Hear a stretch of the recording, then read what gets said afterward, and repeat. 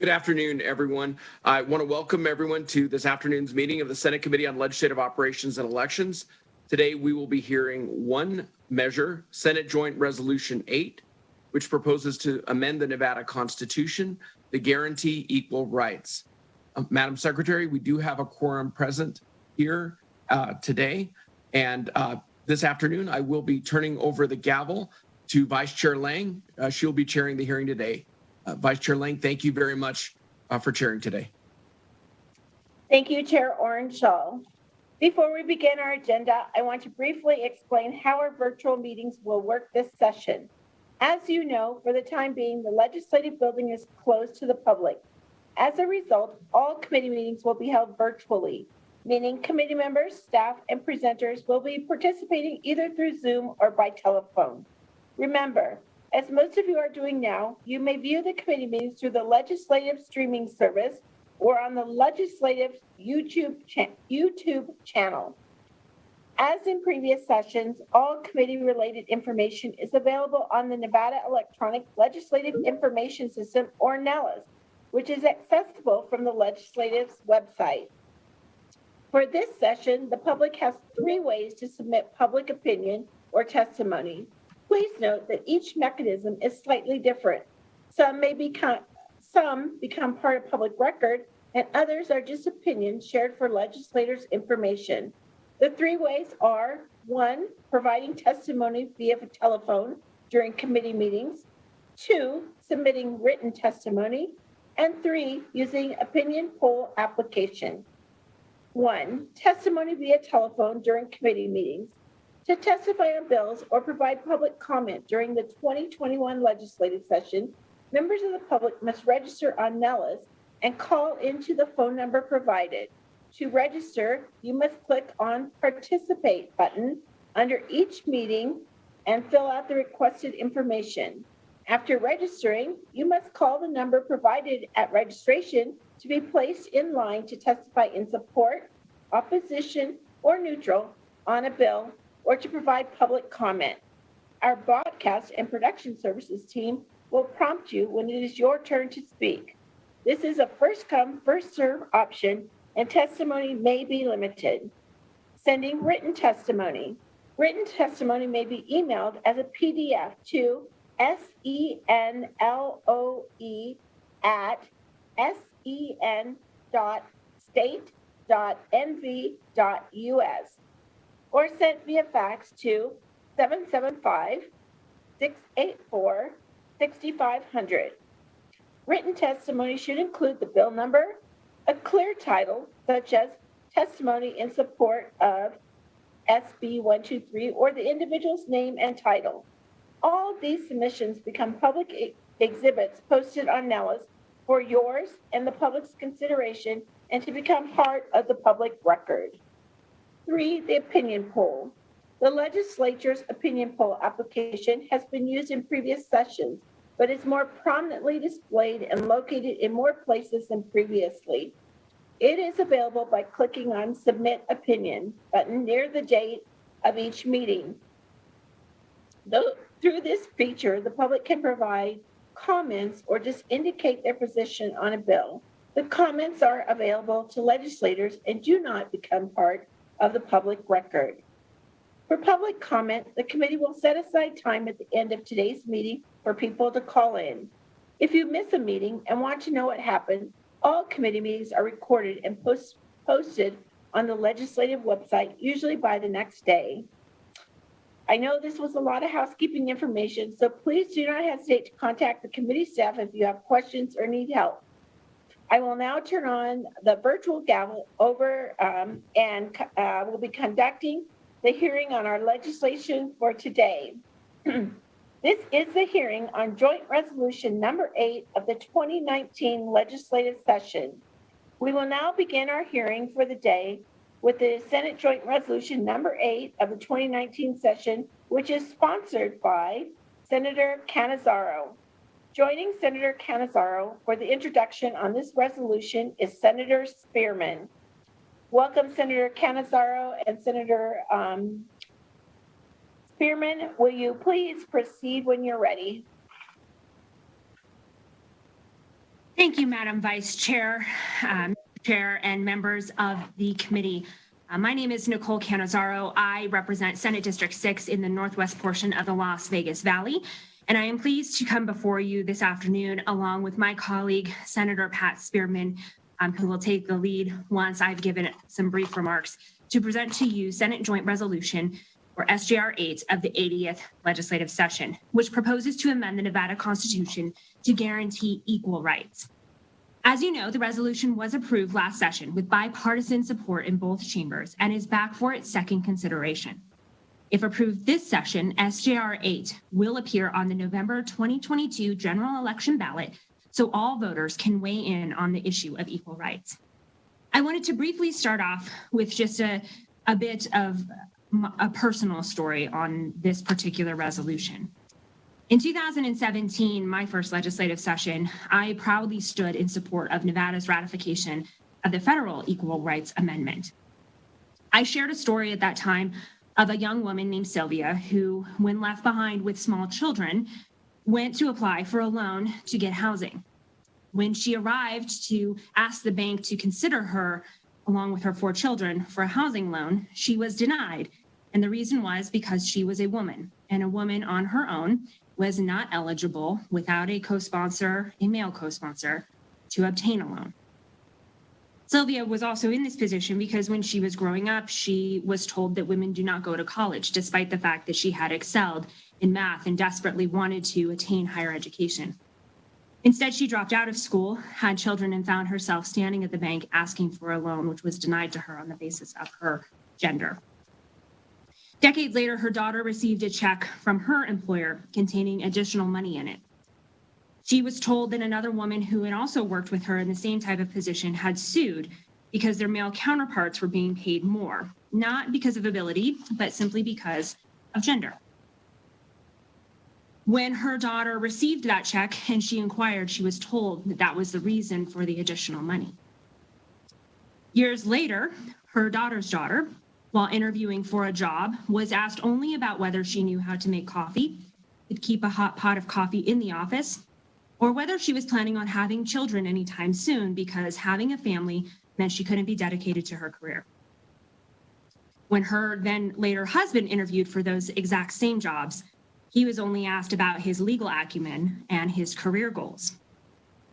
That same daughter was lucky enough to garner the support of constituents in Senate District 6 and later of her Senate colleagues to join the first female majority legislature in the history of the United States and was elected as the first female majority leader of the state Senate. As it turns out, the decision of having a family can also coincide with continuing to serve in a job that you truly love. I share this briefly because it illustrates why we continue to fight for equality and why we must support legislation like SJR 8.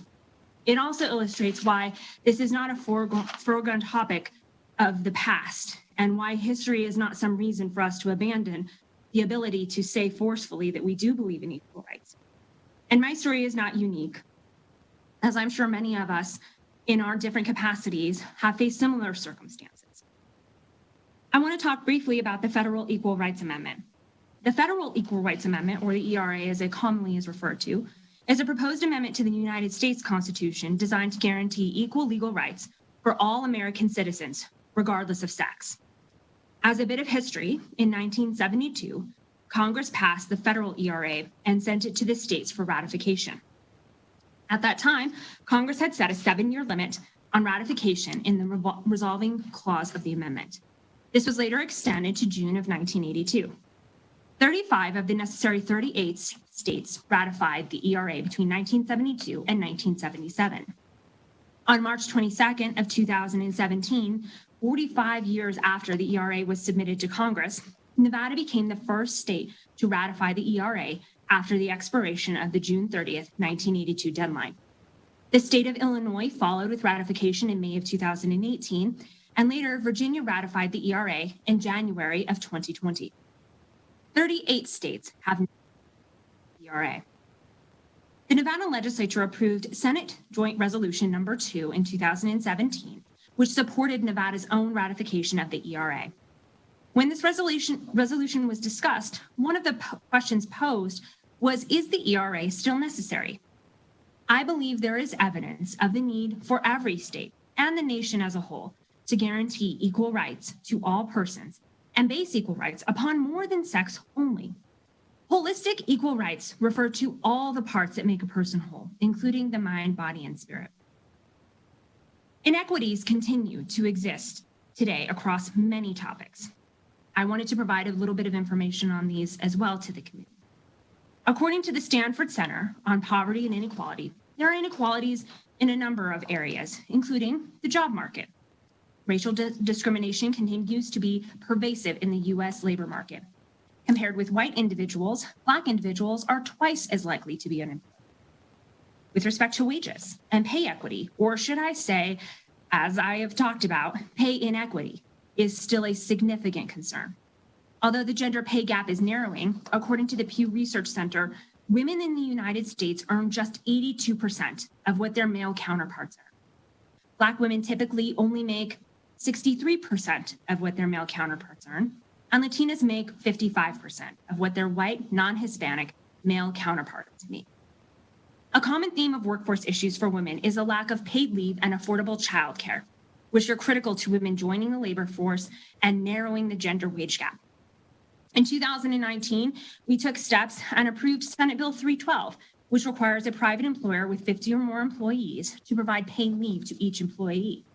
As we can see, even by that legislation, equal rights continue to be relevant. With respect to crimes against persons, we continue to suffer from victim blaming, such as shame, stigma, and the ingraining of guilt upon the victim, as if somehow it is their fault. In the last few years, we have clearly heard the voices of women that sexual harassment in the workplace happens frequently and often silently.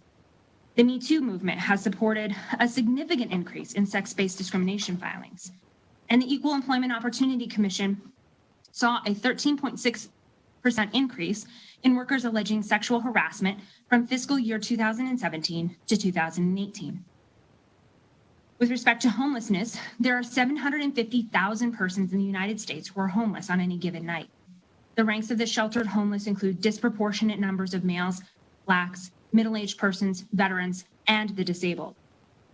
When it comes to immigrants and inequality in those facets, immigrants face many inequalities, including access to resources, employment opportunities, social benefits, and healthcare.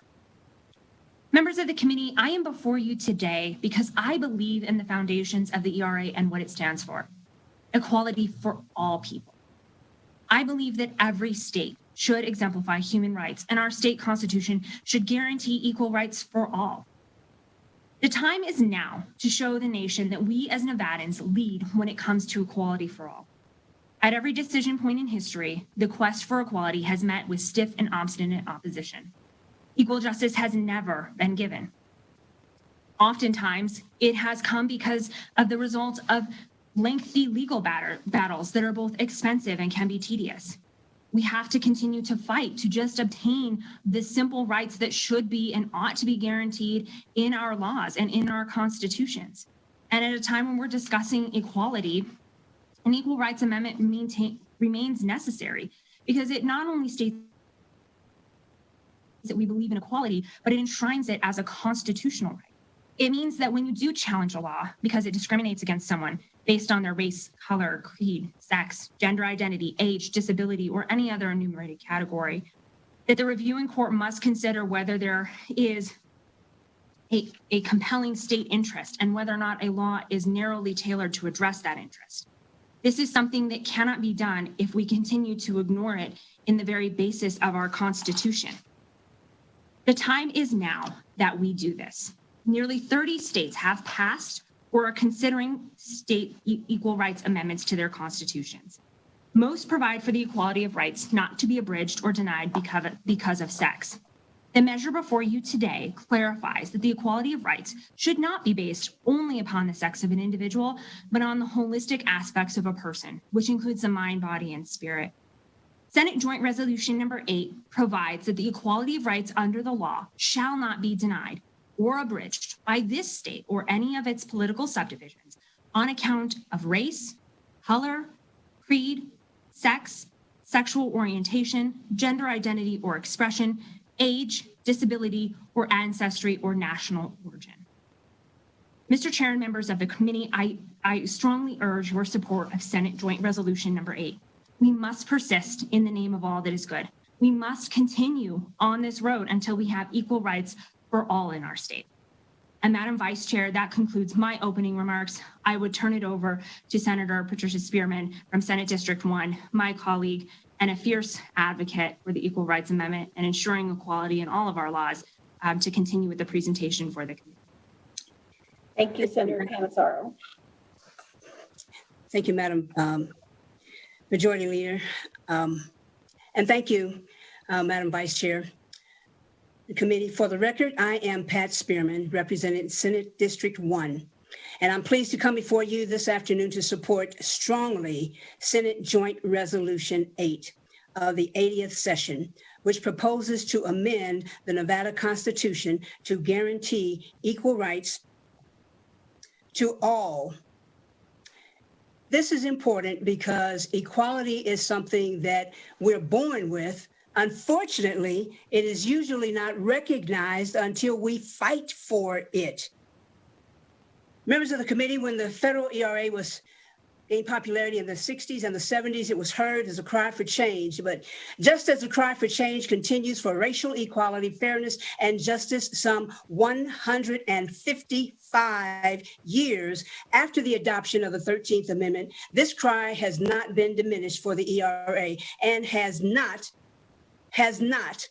we have not, I'm emphasizing that we have not stopped trying to fight for this because we know that there is a lot at stake. The cry for change today has become a clarion call to act in a responsible manner that ensures equality for all citizens, including all Nevadans. In the 1830s, sisters Sarah Moore Gimke and Angelina Gimke used similar language advocating for equal rights for women. And they said, and I quote, "Whatever is morally right for a man to do is morally right for a woman to do. I recognize no rights but human rights." End quote. Over 50 years ago, as the equal rights movement gained momentum, then President Lyndon B. Johnson said these words: "We have talked long enough in this country about equal rights. We have talked for 100 years or more. It is time now to write the next chapter and to write it in the books of law." So committee, I'm before you today because I believe from the bottom of my heart in the foundations for equal rights and what they stand for all people. Gloria Steinem expresses this in a quote, "A gender equal society would be one where the word gender does not exist, where everyone can be themselves. And when it comes to ratification of the ERA for the state, we must all persist for equality. We've waited long enough for equal rights to be incorporated into our state constitution. And just like many other states have done, the time is now for Nevada to lead and show the world that we are a state that believes in equality, bar none. We must be color brave and also brave in the face of all that discriminates. We must be brave in protecting the weak, the downtrodden, the oppressed. We must be brave in lifting our fellow Nevadans to a place of justice and equality. We must be brave in sending a poignant message to our children and our children's children that Nevada Legislature in 2021 finally took the bold step to guarantee the equal rights for all people. Senate Joint Resolution number 8 does just that. It is timely, and as a matter of fact, it is overdue. As my colleague noted, over the years, the quest for equality has been met with consistent opposition.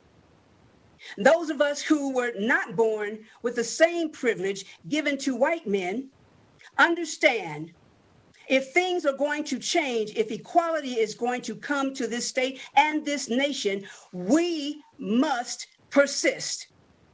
During antebellum times, abolitionists persisted to end the heinous practice of slavery, and Negroes in the South persisted to end Jim Crow. African Americans also persisted to get the 1964 Civil Rights Act passed.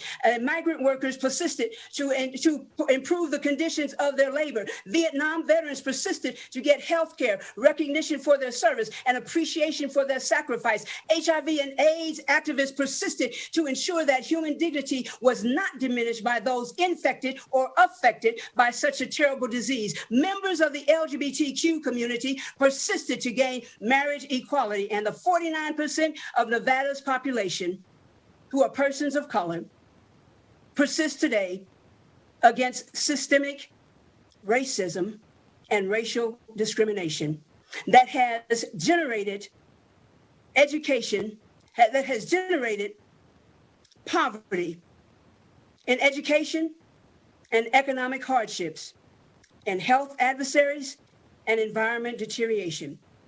Persistence. Persistence. Persistent is a hope and fuel that the indomitable spirit of this movement has and will have until we see victory.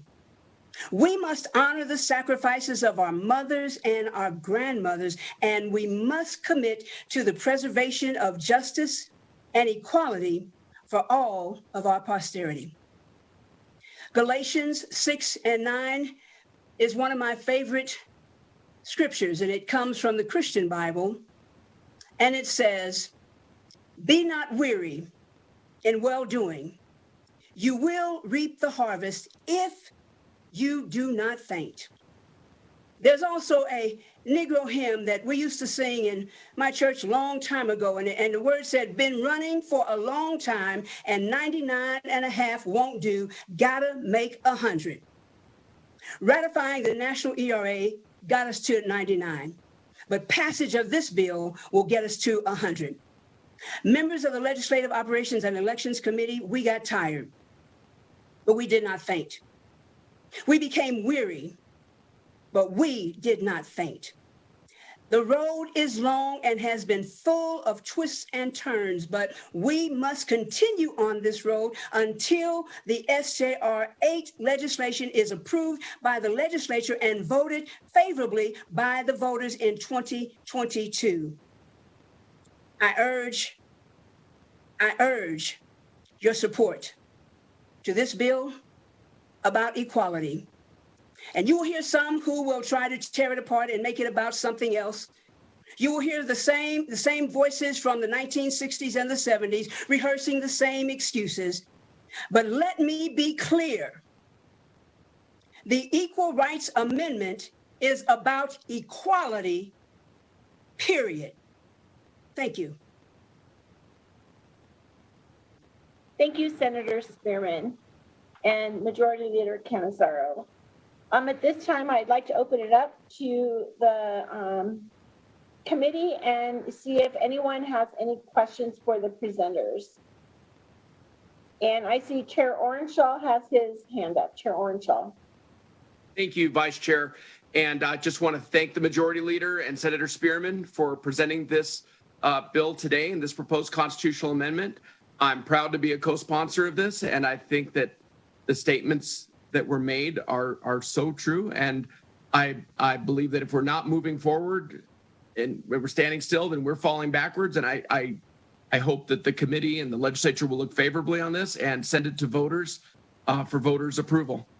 More of a comment, but thank you for your indulgence, Vice Chair. Thank you. Senator Sievers-Gansert.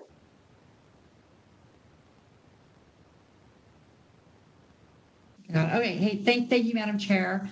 And we've gotten all kinds of calls and emails, and Senator Spearman sort of touched on this about all sorts of different issues, abortion, women's sports, or sports in general, bathrooms, all kinds of different things.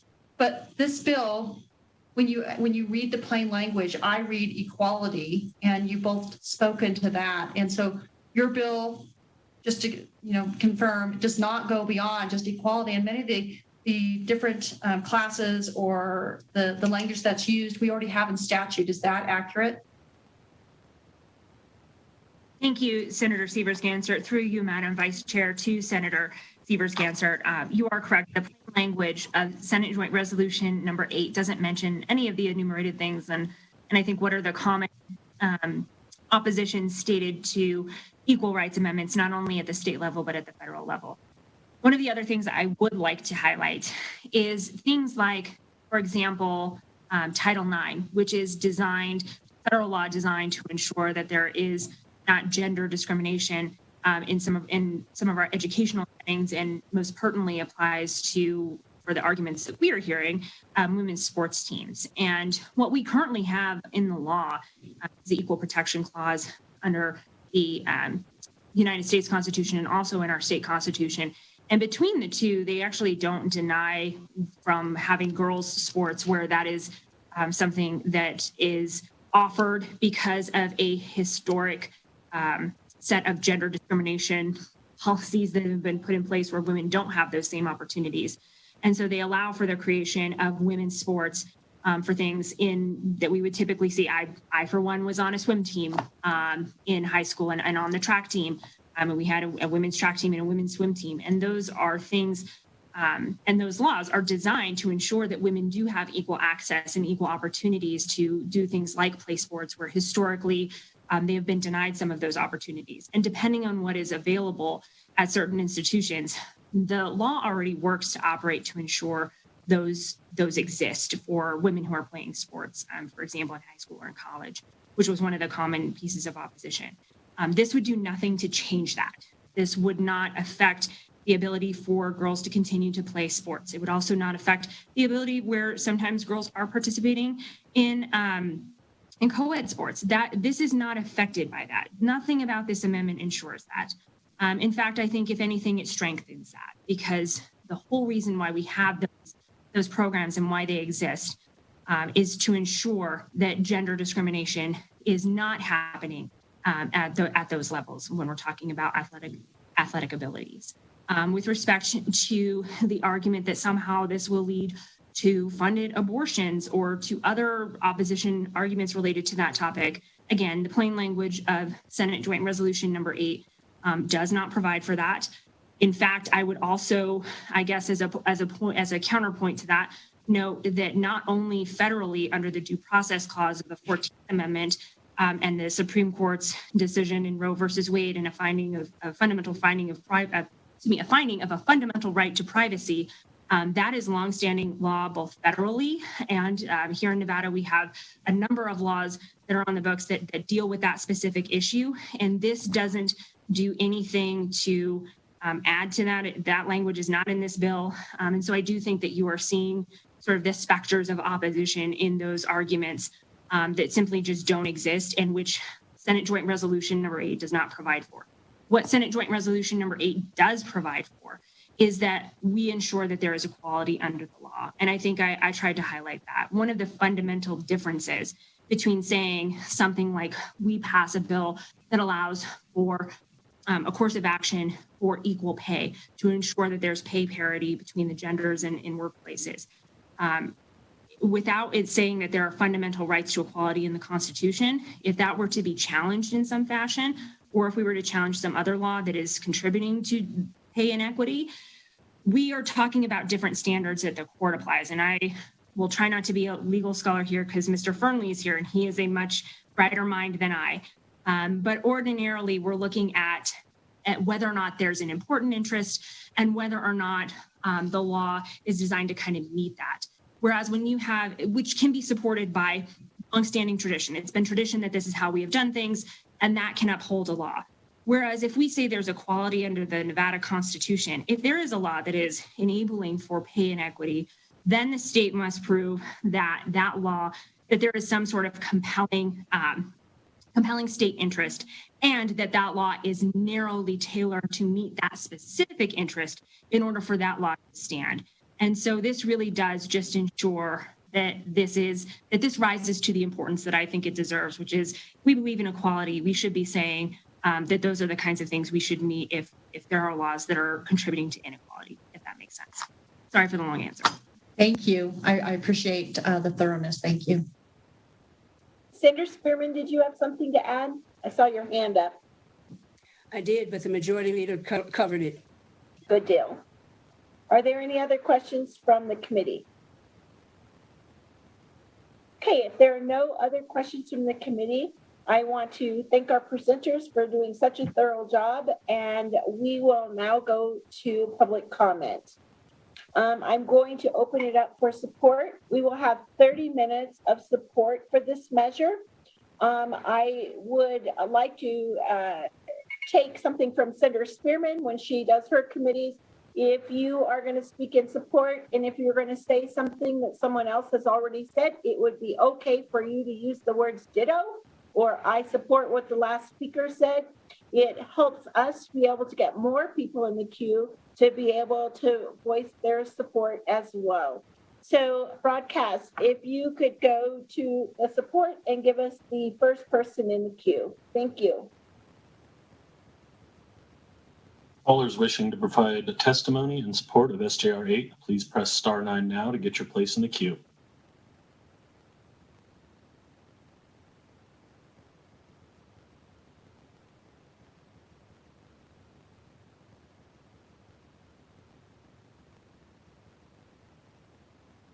And I forgot to mention, when the callers come online, if they would please say and spell their name for us, that would be great.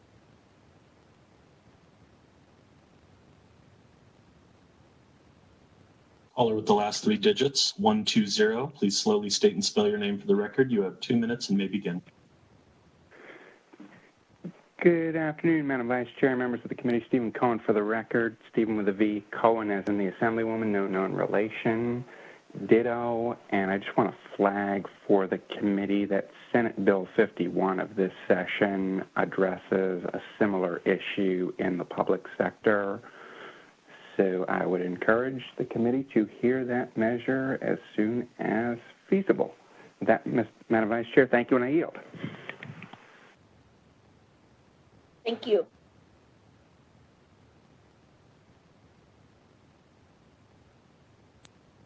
Caller with the last 3 digits, 459. Please slowly state and spell your name for the record. You have 2 minutes and may begin.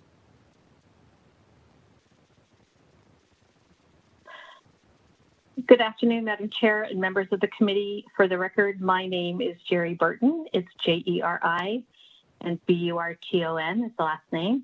And I'm the president of the Nevada chapter of the National Organization for Women. And I also serve as the chair of National Now's 28th Amendment ERA Committee. I speak today in support of Senate Joint Resolution 8.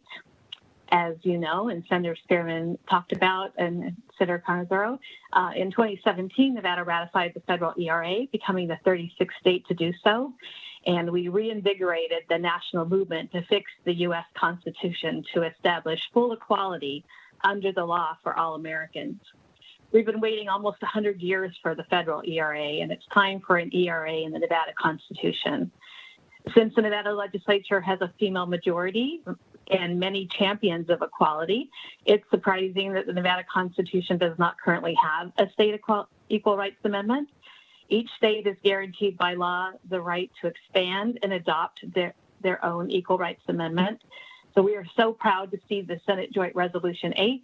Nevada's proposed ERA amendment includes race, color, creed, sex, sexual orientation, gender identity or expression, age, disability, ancestry, or national origin. And we need equal rights to be enshrined in our Nevada Constitution. As Senator Spearman says, this is about equality, period. Nevada now strongly supports SJR 8, and we thank you for your commitment to equality. Thank you, Ms. Burton.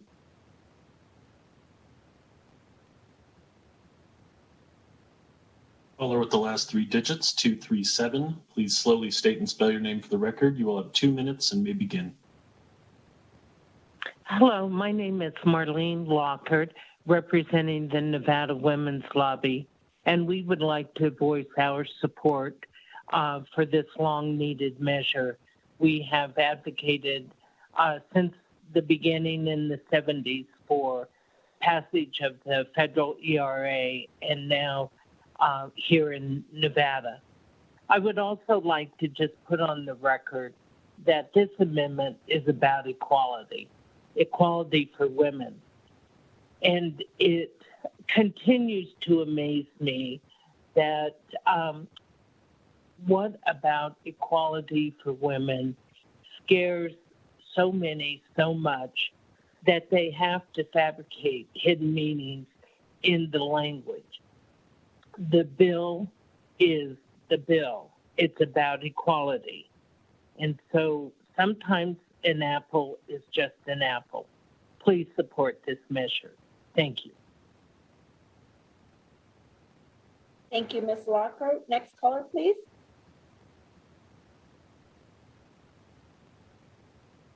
Caller with the last three digits, 130. Please slowly state and spell your name for the record. You will have 2 minutes and may begin.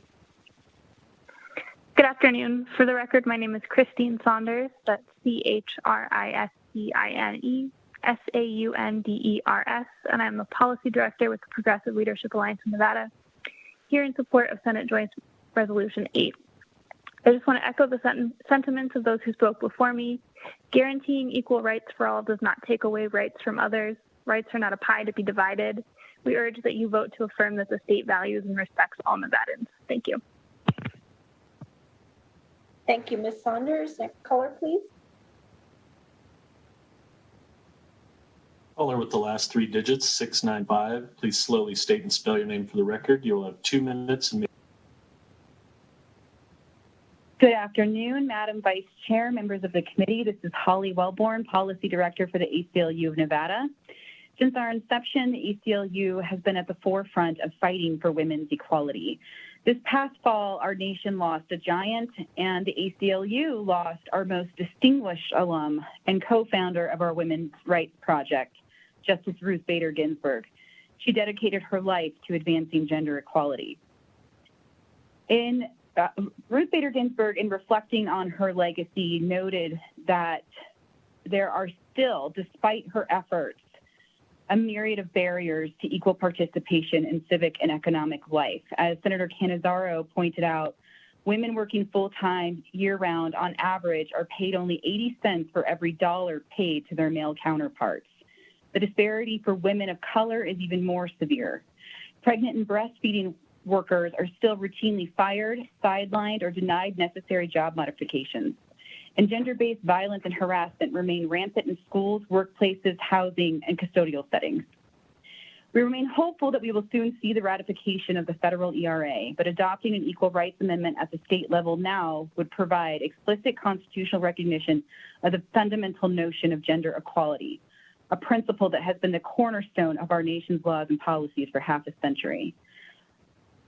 Congress and the courts have long held that existing constitutional and statutory provisions protect against gender discrimination, and in particular, have rejected policies or practices that perpetuate gender stereotypes. Yet the ERA would provide Nevada women and LGBTQ individuals with a new tool to challenge the discrimination that they face. We strongly encourage your support for SJR 8 to provide once and for all equal rights. Thank you, Ms. Welborn. Next caller, please. Caller with the last three digits, 419. Please slowly state and spell your name for the record. You'll have 2 minutes and may begin. Thank you, Vice Chair. My name is Benjamin Challoner, BenjaminChallonor. I am the Policy Director for Faith in Action Nevada.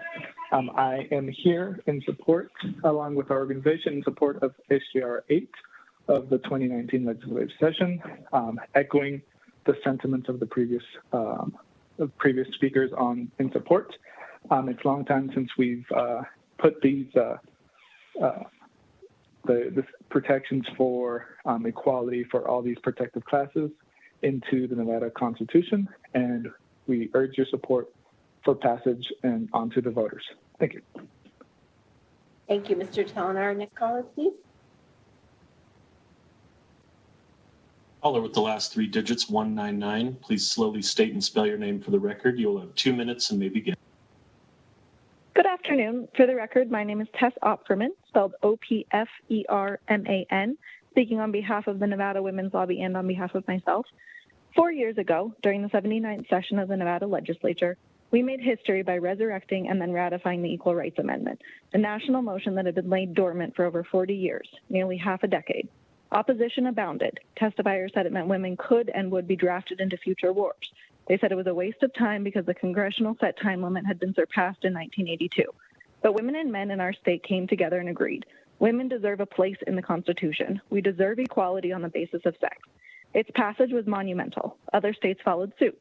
Illinois ratified it in 2018, Virginia ratified in January 2020, and Arizona, Florida, and North Carolina have all introduced it in their legislatures. Why? We have made leaps and bounds as a society, but inequality persists. Men continue to make more money than their female counterparts, and even more so compared to women of color. Men can continue to hold positions of power as CEOs of companies or as elected officials, and men are more likely to be supervisory and managerial positions. While Congress looks at finally ratifying the Equal Rights Amendment into the United States Constitution, Nevada is taking the next step with SJR 8, which not only guarantees equality of rights under the law based on sex, but extends this protection to race, color, creed, sexual orientation, gender identity and expression, age and disability, and ancestry and national origin. This is not about a hypothetical and antiquated draft. This is not about tax-funded abortion. This is not about bathrooms, and this is not about sports teams. This is about codifying into law our inherent equal rights. I ask that you vote yes and ensure all Nevadans are guaranteed equal rights under the law. Thank you for your time.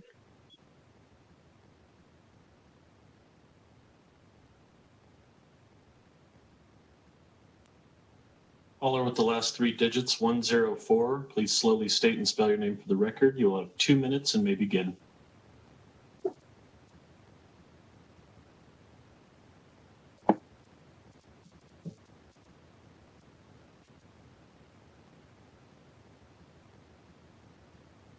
Caller with the last three digits. Oh, they hung up. If you have recently joined our meeting and wish to provide testimony in support of SJR 8, please press star 9 now to get your place in the queue.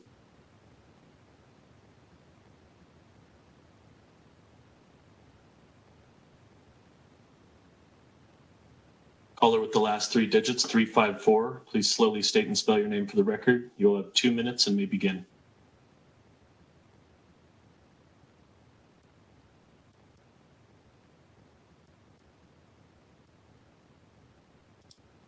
Caller with the last three digits, 354. Please begin.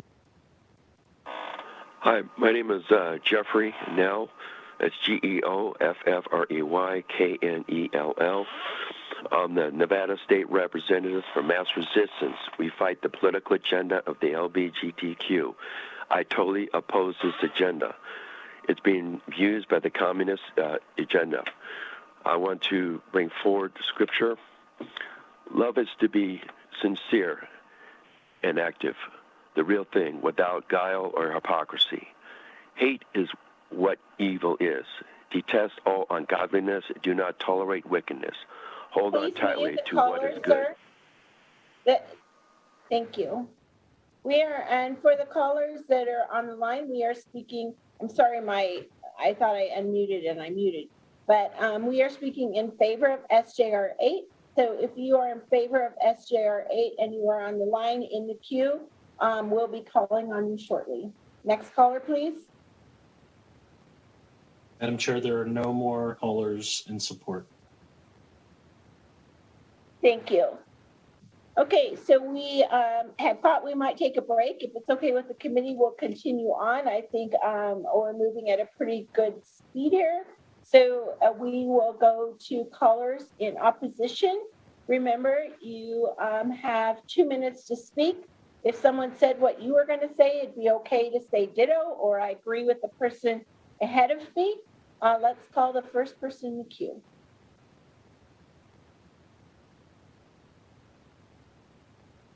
If you wish to provide testimony in opposition of SJR 8, please press star 9 now to get your place in the queue.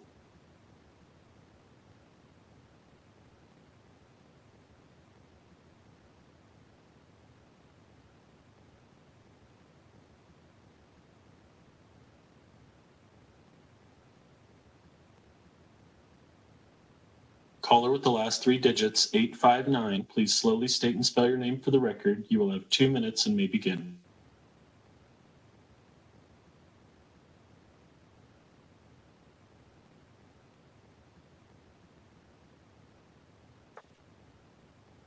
Hello, this is Janine Hansen, State President of Nevada Families for Freedom, JANINEHANSEN. It is important that the legislative intent of this legislation be established. What does equality under the law shall not be denied or abridged on account of sex, sexual orientation, gender identity or expression, or age mean? Sex, the New Mexico Supreme Court unanimously agreed that their state's ERA mandates taxpayer-funded abortion, as did Connecticut's. Sexual orientation. Does this mean that those whose religion does not accept homosexuality, lesbianism, and same-sex marriage will lose their religious liberty to practice their religion in their everyday lives, in their churches, businesses, jobs, and homes, in teaching their children? Notice there is no protection for religious freedom. What is your intent? Gender identity or expression. Does this mean your child will lose their right to privacy and be forced to share bathrooms, showers, locker rooms, and motel rooms on school trips with persons who claim a particular gender identity or expression which is not that of their birth? Will girls' sports be taken over by those claiming to be girls as their identity? Will girls lose opportunities for sports and achievement and scholarships? What is your intent?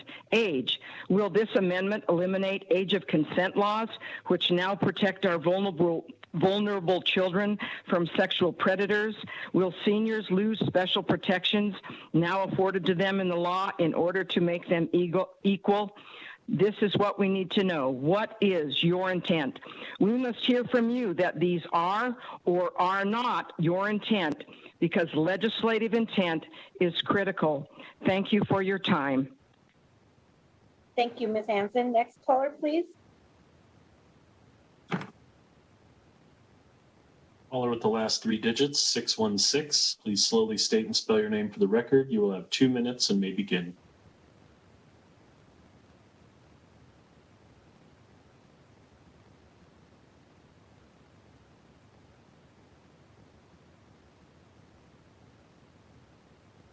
Caller with the last three digits, 616. Please slowly state and spell your name for the record. You will have 2 minutes and may begin. Yes, Karen England, KarenEngland, with Nevada Family Alliance. We are hearing a lot about the plain language of the bill when it was being presented, and I want to clarify some things. The plain language enshrines the words gender identity and expression into the Nevada Constitution. Even California has not attempted such an extreme measure using those terms. And supporters are claiming that they are promoting this amendment to the state constitution because it would ensure equal rights for women along with race, color, creed, sex, sexual orientation, gender identity or expression, age, disability, ancestry, national origin. However, SJR 8 does nothing to truly bring about equality for women. In fact, the gains that are made by women in Nevada that we've made to advance women-owned businesses, those are the kinds of things that will suffer. For example, SJR 8 would cement into the state constitution protections for gender identity and expression.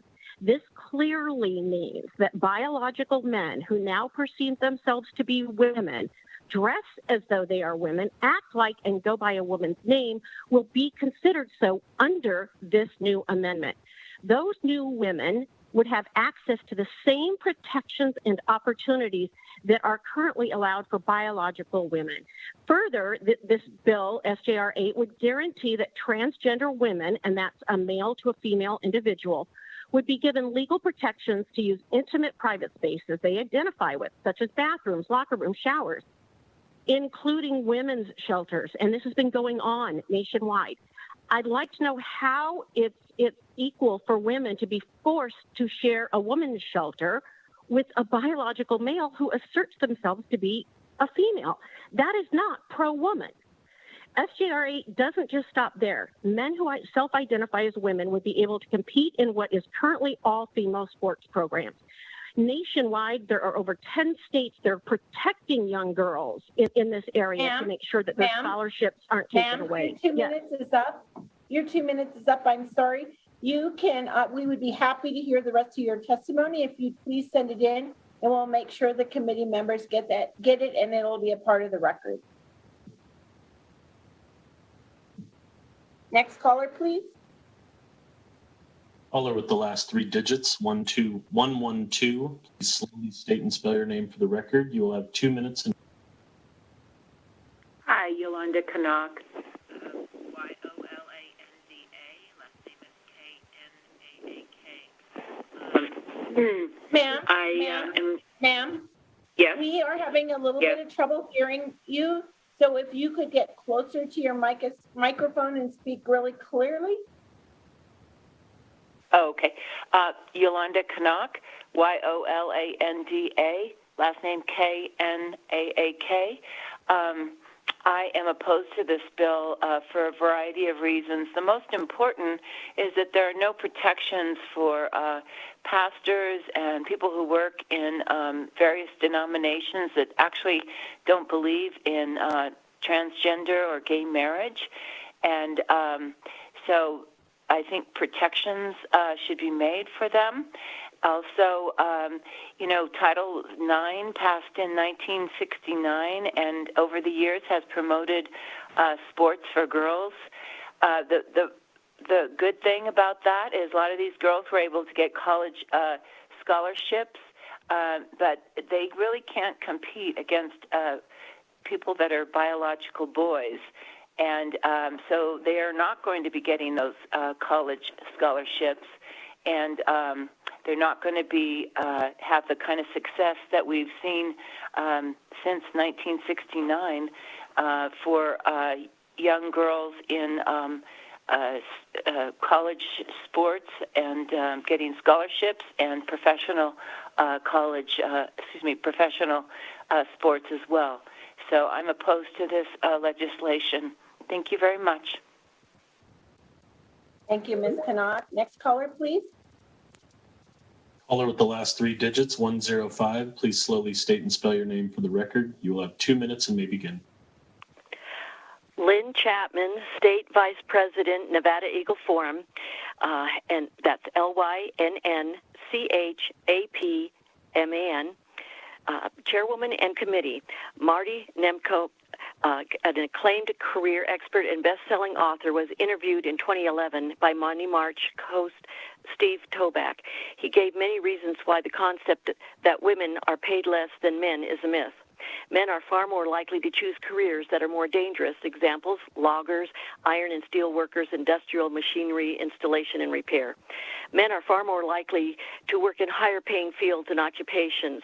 According to the White House report, quote, in 2009, only 7% of female professionals were employed in the relatively high-paying computer and engineering fields, compared with 38% of male professionals, unquote. Professional women, on the other hand, are far more prevalent in the relatively low-paying education and healthcare occupations.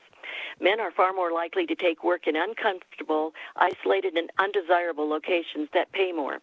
Even with the same career category, men are more likely to pursue high-stress and higher-paid areas of specialization. Examples, medical profession, men usually are in high-stress, higher-paying areas like surgery, while women are more likely to pursue relatively low-paid areas of specialization like pediatrician or dentist. Despite all the above, unmarried women who've never had a child actually earn more than unmarried men, according to NEMCO, and the data was compiled from the Census Bureau. Women business owners make less than half of what male business owners make. Since they have no boss, it is independent of discrimination. There are many more examples. There was an update in 2011, an article, quote, an analysis of... Yes? Ms. Chapman, I'm sorry, your time is up. I'd be happy to accept the rest of your testimony if you'd email it or fax it into us as part of the record. Thank you. Next caller, please. Caller with the last 3 digits, 354. Please slowly state and spell your name for the record. You will have 2 minutes and may begin. Hi, this is my first time. I am Jeffrey Nell, K-N-E-L-L. I'm the Nevada representative for MassResistance.org. We fight the political agenda of the LGBTQ. This bill is a superficial bill. It will allow this country to be destroyed. And H.S. Herlong did a speech on the floor of representatives in 1963 as the communist goals. Step 16 is to say, present homosexuality, degeneracy, and promiscuity as normal, natural, and healthy. This is a political move to move the LGBTQ agenda. The mass resistance, we have evidence that it's medical and psychological. And I have a question. Have you ever talked to a former LGBTQ? That's the thing. You need to do your research. It's medically wrong. It is a lie, and it is an intent to destroy this nation. Thank you. Thank you, Mr. Now. Next caller, please. Caller with the last three digits, 050. Please slowly state and spell your name for the record. You'll have 2 minutes and may begin. Thank you. This is Sean Meehan, SHAWN, MEEHAN. Thank you for the opportunity to testify. There have been several people that talked on the pro side about how this advances equal rights for women, and that may very well be the intention. But those of us that testified against this in 2019 remember that it was an emergency exempt bill on the last few days of the session, heard on a Friday night. And when we're talking about incorporating gender identity and things like this, it's very frustrating. My niece and sister just moved to Nevada, and my niece has an absentee father, and I've been trying to encourage her. She's such a hard worker in school, and she wants to get a scholarship and major in engineering. So she's working academically, and she's working in sports. She now has to realize that the best example she's going to get of a man in her life is a man pretending to be a woman or thinking they're a woman, or I don't even understand that, but whatever, that now they're going to be compelled and let to participate in sports, and the authorities that may grant a scholarship cannot consider her any differently other than the man that is now being proven in states across the country are winning all the contests. This is not a pro-woman bill. This is an anti-woman bill. And as a very active political Republican, I will say that when you pass this and it's on the ballot in 2022, we're going to thank you for recruiting a whole new crop of young women and their mothers that have not been constituents of our party to stand up against this atrocity. I respect the submitters and the intent. We have problems in our society. We need equality. This does not do it. Slow down, take a look, and let's do the right thing, ladies and gentlemen. Thank you very much for your time. Thank you, Mr. Meehan. Next caller, please. Caller with the last three digits, 319. Please slowly state and spell your name for the record. You will have 2 minutes and maybe. For the record, my name is Melissa Clement with Nevada Right to Life, MELISSACLEMENT. I'm speaking in opposition to SJR 8. Equal rights amendments are a means to skirt the will of the people. Under the guise of equality, taxpayer-funded abortion bans can be struck down without legislators' fingerprints. Don't believe me? The New Mexico Supreme Court in 1998 unanimously struck down a state law restricting public funding of elective abortions entirely on the basis of the state ERA in a lawsuit brought by affiliates of Planned Parenthood and NARAL. Right now, the Women's Law Project, in alliance with Planned Parenthood, is advancing a lawsuit in the Pennsylvania courts arguing that a limitation on state funding of elective abortions violates the state ERA. The groups have asserted that a 1986 state Supreme Court decision that held otherwise should be overturned as, quote, contrary to a modern understanding of ERA. Ruth Bader Ginsburg was on the record stating Roe v. Wade was wrongly decided on the basis of privacy. She felt it should have been based on equality arguments, which is what you are considering today. Rest assured, judges will come in and change abortion law based on this state ERA. I'd like to address what happened last session. The Equal Rights Amendment is an important thing to consider. It was dropped at the very end, and it was almost impossible for us to bring in expert testimony. This bill, this time, you gave us less than 24 hours. It's impossible to get people to testify. You missed a softball dad who would have talked about the distance between a pitcher's mound and a catcher's and home plate, baseball versus softball. When you put a young man hitting a line drive at a pitcher, it can hurt girls. So please consider there's a lot of. Your 2 minutes is up, ma'am. I would be happy to accept your testimony if you'd send it in either by fax or by email as part of the public comment. Thanks so much. Next caller, please. Caller with the last 3 digits, 436. Please slowly state and spell your name for the record. You'll have 2 minutes and may begin.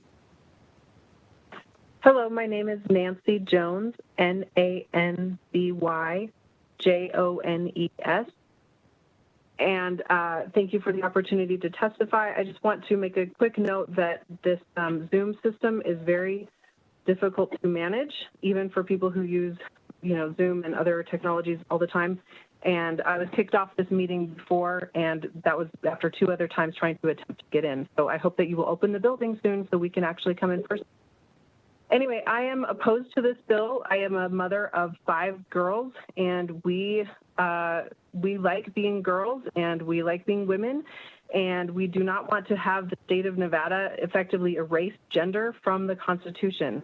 If gender is something that is worth protecting in the eyes of those who are sponsoring this bill, then it needs to be something that is protected for everyone and not just those who want to bend it or twist it to whatever they feel that it should be. This would erase privacy for all biological women and girls. I'm very concerned about that.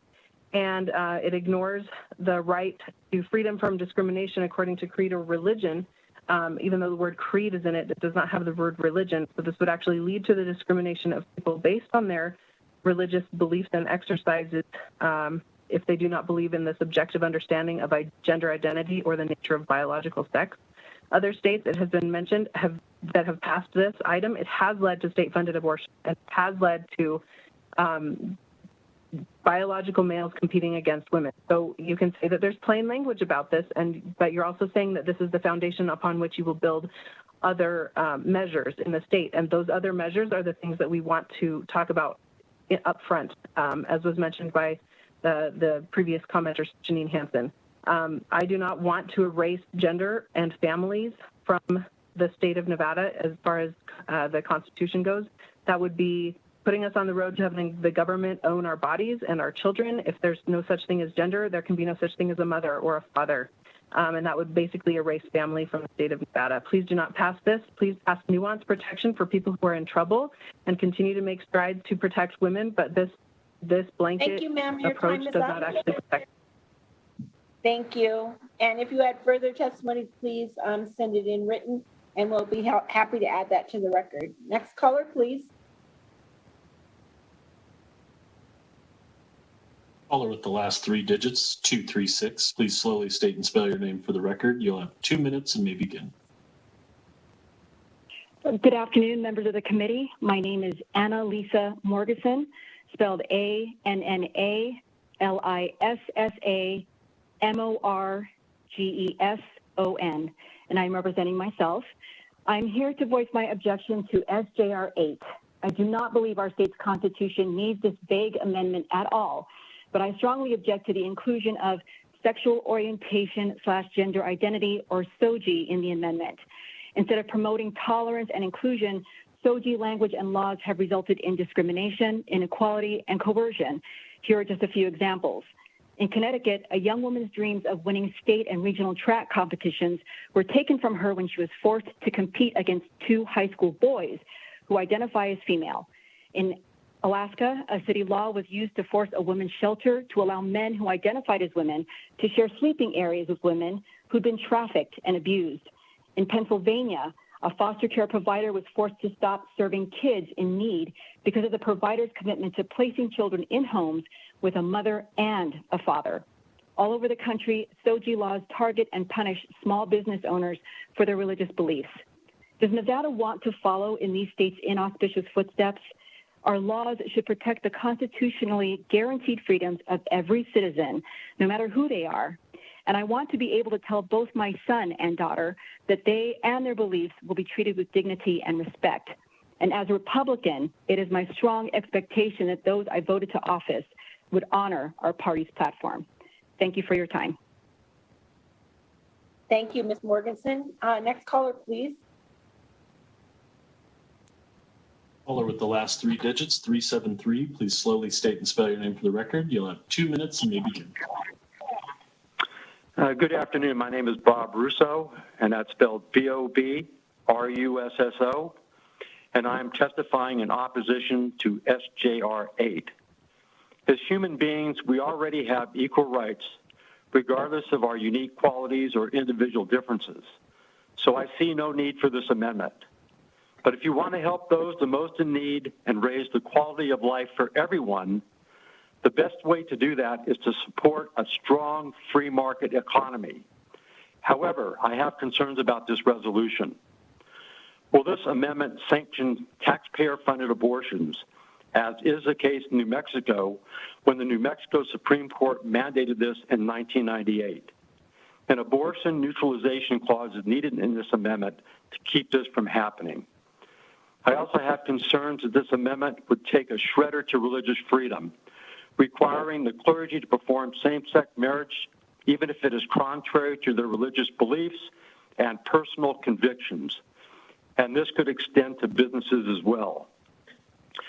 I also envision this amendment allowing biological males to compete against biological female in sporting events, basically destroying women's sports and undermining the chances for young women in Nevada to advance in their athletic field and receive scholarships to further both their athletic and scholastic goals.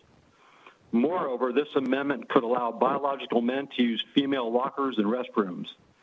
Is this something you would sincerely approve of?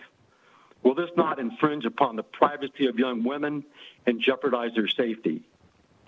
There are just too many unanswered questions in this resolution to support it, and the potential for widespread damage against young women and personal liberty is evident. So given all this, I urge you to please vote no on this resolution. Thank you very much.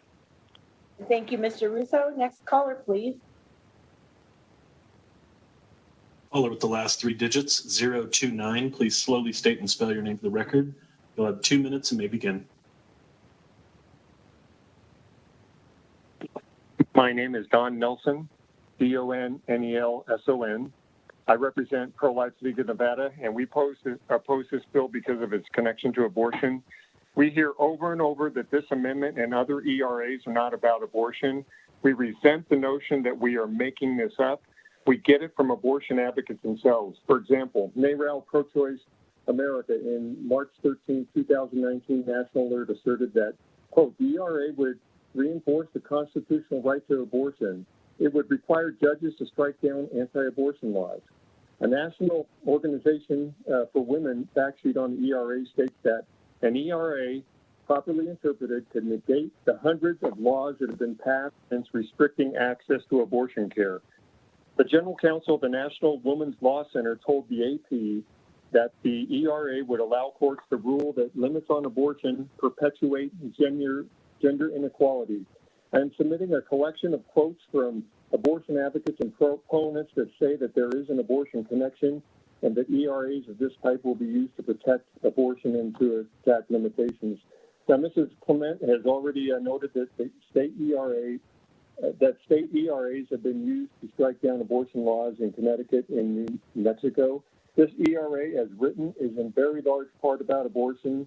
Some courts have said so, and abortion advocates are saying so absolutely. Thank you for your time. Please oppose this amendment. Thank you, Mr. Nelson. Next caller, please. You have recently joined our meeting and wish to provide testimony in opposition of SJR 8. Please press star 9 now to get your place in the queue.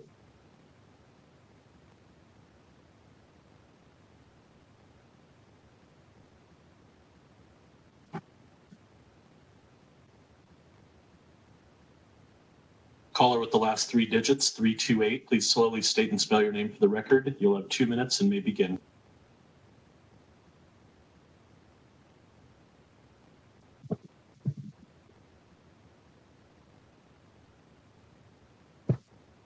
Caller with the last three digits, 328. Please slowly state and spell your name for the record. You'll have 2 minutes and may begin.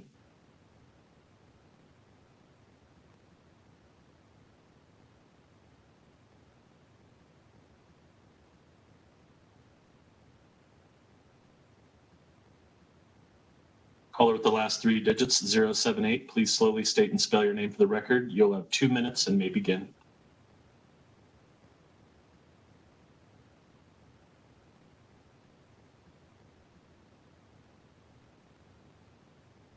Caller with the last three digits, 078. Please slowly state and spell your name for the record. You will have 2 minutes and may begin.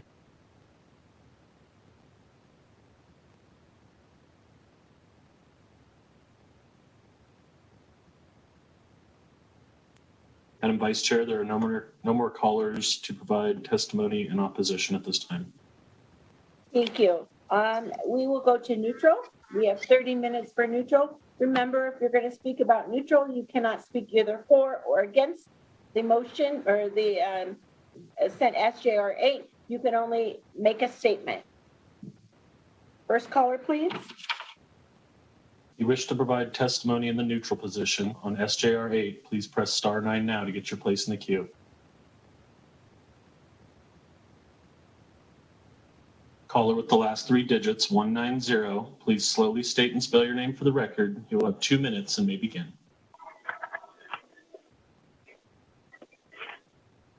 That's 617. Hello? Ma'am, please state and spell your first and last name, and you may have 2 minutes to comment in neutral. If this was for 617, I asked to be in the opposition, but it didn't let me have it. Is this my turn? Okay, ma'am, this is neutral. I'll allow you to speak in opposition because you got in the wrong queue. Go ahead, you have 2 minutes. Okay, my name is Juanita Cox, spelled Juanita, Cox, COX. First of all, I want to say that this Zoom call system is very, very bad. They gave us the wrong number to call in the first place. I was, thank God, text the right number and finally got in. I've been pushing star 9, trying to get in the queue, and it didn't work. All right, my testimony. Well, we're glad that you're here, and you only have 2 minutes, so go ahead. Okay. This legislation opposes anything that would actually help females. I believe as a widower who gets my husband's higher Social Security amount, it would put that in jeopardy. We would not be equal. As an aunt with girls in sports, it would compromise their scholarships and has, due to having to run against biological men. I fought for the ERA in the 70s and won. We have been equal, and now this bill jeopardizes that status. This is an anti-woman bill, not for women. Please vote no on SJR 8. Thank you. Thank you, Ms. Cox. Now, just to remind the callers in the queue, you are in the queue to speak on neutral, neither for nor against. Next caller, please. You have recently joined our meeting and wish to provide testimony in the neutral position on SJR 8. Please press star 9 now to get your place in the queue.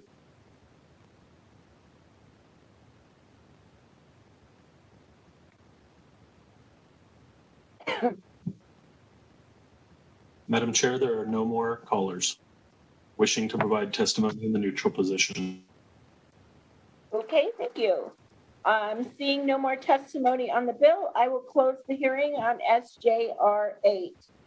For the members of the committee, our next meeting scheduled is for February 25th. Should that change, Chair Orenshaw will send out a notice. If there is no further business to come before this committee, Chair Orenshaw. Oh, I forgot public comment. Thank you, Vice Chair. Okay, so I am sorry.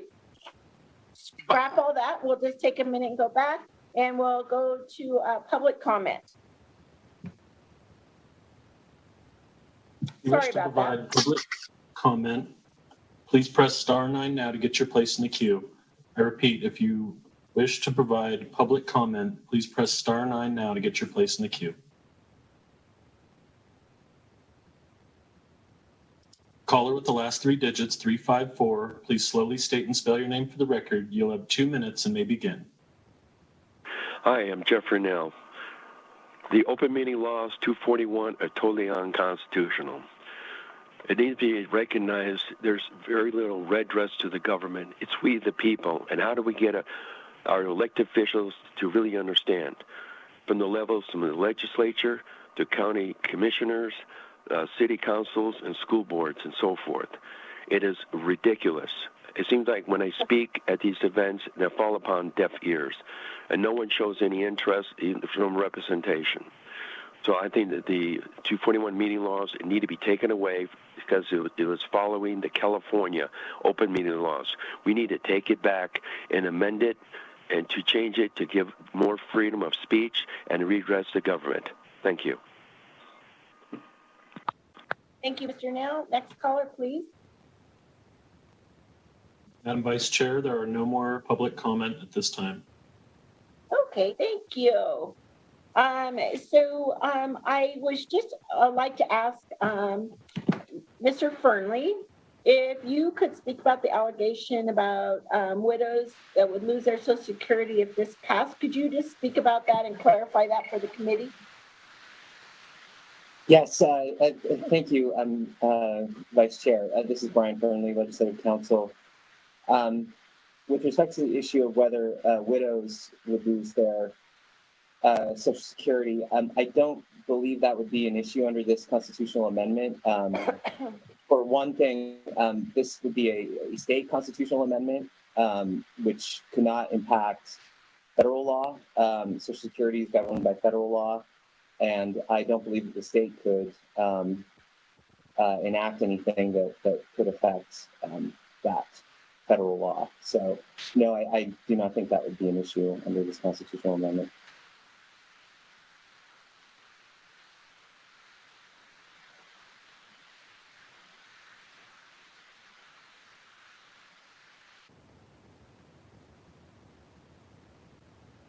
Senator Buck, you have a question? Thank you, Vice Chair Lang. I just want to clarify that this allows this vote, eventually when it gets to vote, allows the people to vote on this in the 2022 election. Is that correct? Yes, that is correct. Thank you so much, Vice Chair. You bet. Any committee members have questions? Okay. Oh, Chair Orenshaw. Well, I just wanted to compliment Vice Chair. Great job chairing this historic hearing. And, we spoke before committee, and just wanted to mention our friends Harriet Trudell and Naomi Melizer and so many others who fought so valiantly during the 1970s. And now the torch has been passed to Senator Spearman, Majority Leader Canisaro, and wanted to compliment you and compliment the presenters. Thank you. Senator Buck, your hand is still up. Do you have another question? Okay. So without any further questions or comment, I'd like to close the hearing on SJR 8. I'd like to thank our presenters, Majority Leader Canisaro and Senator Spearman, for being here with us today and talking about such an important issue that many of us have fought on for a long time. Our next scheduled meeting is for Thursday, the 25th at 3:30. Should that change, Chair Orenshaw will get in contact with us. If there's no further business before the committee, I'd like to adjourn. Meeting adjourned.